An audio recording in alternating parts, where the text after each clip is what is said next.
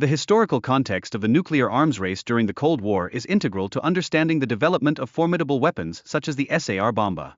During this period, both the United States and the Soviet Union engaged in a relentless competition for military supremacy, leading to significant advancements in nuclear capabilities. The failure of the Paris summit in 1960, exacerbated by rising tensions, serves as a poignant example of the complexities involved in achieving disarmament while confronting an escalating nuclear threat. This incident underscores the fragility of diplomatic relations during a time of heightened geopolitical strife. Nikita Khrushchev's leadership, characterized by impulsiveness and assertiveness, significantly shaped the Soviet Union's strategy regarding nuclear armament and its broader international relations. UDO's application presents invaluable features, including free lifetime hosting and support, along with a custom domain for the initial year. This accessibility serves to foster entrepreneurship and facilitate the establishment of an online presence, particularly for emerging users. Soviet physicist Andrei Sakharov articulated profound moral concerns regarding nuclear testing, emphasizing the potential long-term health ramifications, such as cancer and genetic disorders, associated with radiation exposure. His discomfort encapsulates the ethical dilemmas that scientists must confront in the realm of nuclear research. Khrushchev's vigorous advocacy for a more potent nuclear bomb epitomizes the prevailing arms race mentality, wherein the demonstration of military prowess overshadowed considerations for safety and global stability. Understanding this context is essential to grasping the implications of such decisions during the Cold War. The Tsar Bomba, with its staggering 100 megaton explosive capability, represents an extraordinary weapon demanding specialized delivery methodologies due to its massive size and weight. Consequently, this design rendered it impractical for conventional strategic use in combat scenarios. Despite its formidable power, the Tsar Bomba's design prioritized political ramifications over military functionality. The primary intent was to project Soviet strength rather than to serve as a viable instrument of warfare, illustrating the weapon's strategic purpose within the geopolitical landscape. Concerns regarding radioactive fallout and the conditions under which testing occurred were significant factors in the decision-making process. The selection of a remote Arctic island for testing aimed to mitigate human impact, although substantial risks remained unavoidable. The modification of the weapon's design reflects the ongoing tension between scientific innovation and the ethical responsibilities borne by its creators, particularly in terms of preserving human life. This alteration had profound effects on the potential lethality of the weapon, necessitating careful consideration. The weapon's distinct three-stage design and synchronization of triggers differentiate it from traditional thermonuclear bombs, showcasing significant advancements in nuclear technology.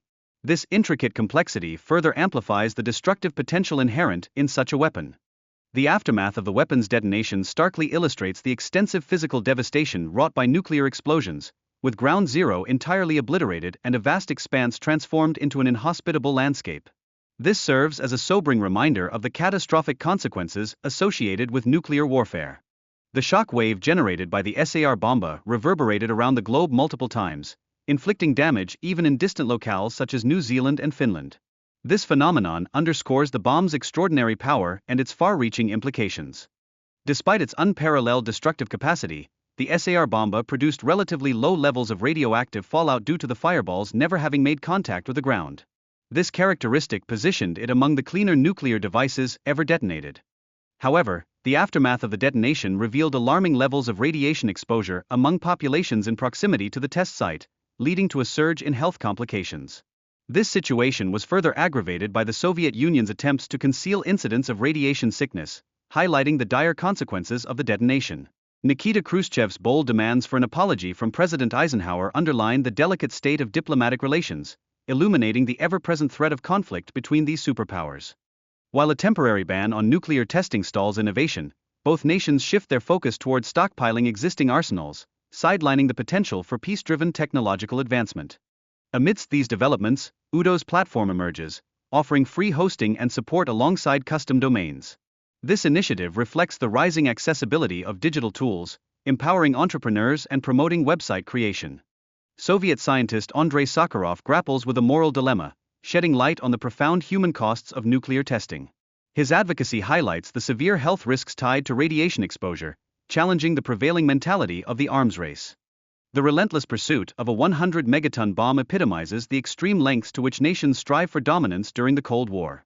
This ende avor starkly illustrates the perilous competition for armament supremes. The 1961 withdrawal from the test ban agreement escalates the arms race between the US and the USSR, amplifying apprehensions regarding the looming threat of nuclear confrontation. The Tsar Bomba's sheer size and weight necessitate impractical delivery methods, rendering it less strategically viable compared to smaller, more deployable nuclear devices.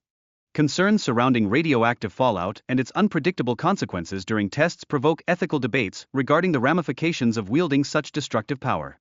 Opting for lead instead of uranium-238 effectively reduces the bomb's yield from 100 to 50 megatons, addressing safety issues. This strategic decision reveals the intricate challenges inherent in weapon design. The Tsar Bomba's unique three-stage thermonuclear design employs synchronized primary triggers, significantly amplifying its explosive capability. This innovation differentiates it from other thermonuclear armaments. Upon detonation, the Tsar Bomba generates a brilliant flash visible from over 1,000 kilometers away, creating intense heat and a massive fireball. This event results in unprecedented devastation on the surrounding landscape. The shock wave produced by the Tsar Bomba possesses such colossal strength that it disrupts structures and communications beyond 1,000 kilometers, showcasing the bomb's extraordinary might.